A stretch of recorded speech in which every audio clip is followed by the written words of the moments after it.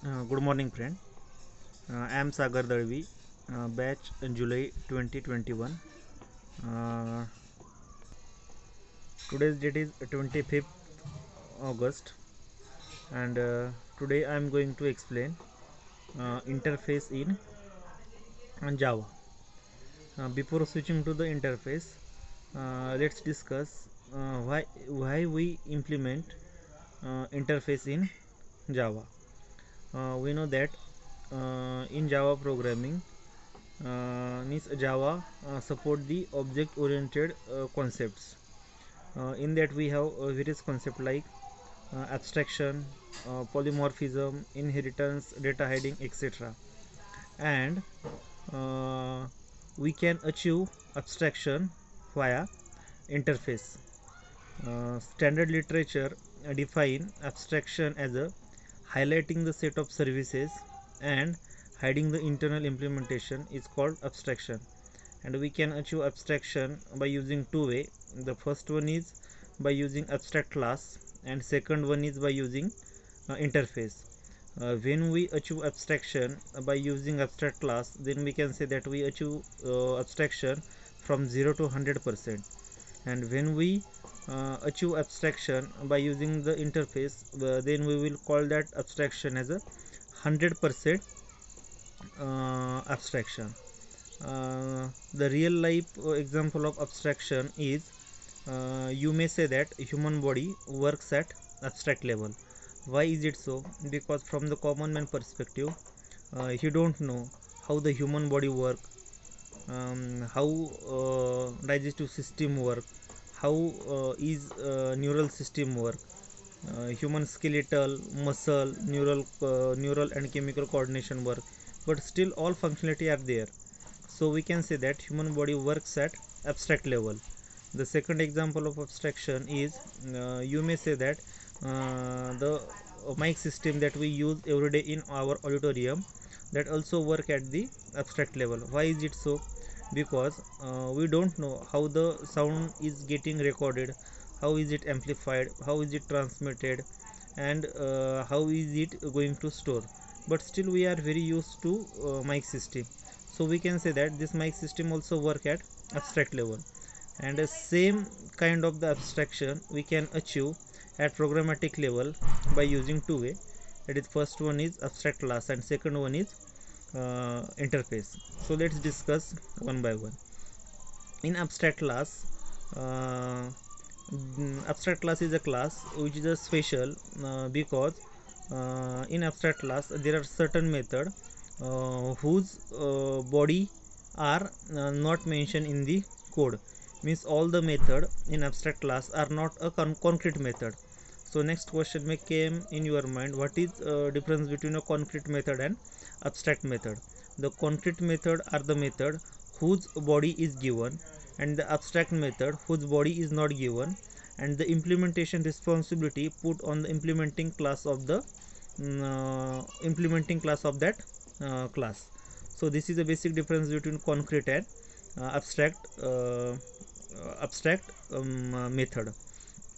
Again, abstract class may contain zero or any number of concrete method, but in interface all the method should be of abstract method. Means this is the basic difference between abstract class and interface. And means in interface all the method should be of abstract type, and in abstract class the some method may be concrete or some method may be non-concrete. So this is the basic difference between abstract class and interface. And the biggest advantages of interface is we can achieve the multiple inheritance in Java. Normally Java does not support multiple inheritance. Why is it so? Suppose we have the class A and class B, and class C is derived from class A and B, and suppose both class A and B contains a method whose method signature is same. That is, suppose method A and method, so suppose class A and class B contain the method A, and whenever we inherit class A and class B in class C, and after creating the object of C, whenever we try to calling the method add, As we know, both class containing method add. That's why compiler get confused whose add is going to call. That's why to solve this problem, Java does not allow multiple inheritance, but multiple inheritance can be achieved by using the interface. How is it possible to achieve the multiple inheritance by using the interface? Let's discuss in detail. Suppose we have two classes, class A and class B, which both are the abstract one, or we can say that class A and class B are interface, and class C implements class A and class B. The both class A and class B only have the method declaration, but class A and class B does not provide method implementation. The responsibility of the method implementation is in our example is the put on class C. So class A and class B contain both method declaration for add, and whenever we implement class A and class B in class C, then it's responsibility of the class C to provide the method body of add method. Though there are two method declaration, we need to provide only one method implementation in class C, and whenever we create object of class C, and with the reference variable, when we are going to call add method, then only one method is going to call, means the confusion of compiler get address by using the implementing interface, and this is the biggest advantage of interface. So we can say that so we have seen that the multiple inheritance can be achieved by using the interface. Another very important example of the interface, we have the two choices to create thread. The first one is we can extend any class from the thread, and we can implement a runnable interface, means we can create thread by using two way. The first one is by implementing thread class, by implementing a runnable interface, and the second one is by using uh, thread class, means if by using either relationship we can create a thread, and by using runnable interface we can create a thread. But the biggest advantage by implementing runnable interface is we can achieve the multiple inheritance. That's why most of the programmer opt for the interface way to implement the thread. Again, so this is all about the interface and multi-thread interface and abstract class. So the at the conclusion, you may interested to knowing what is the exact definition of interface. So interface is any service requirement as a programmer word classified as a interface, and we know that any contract between a client and its client and server, we can call as a interface.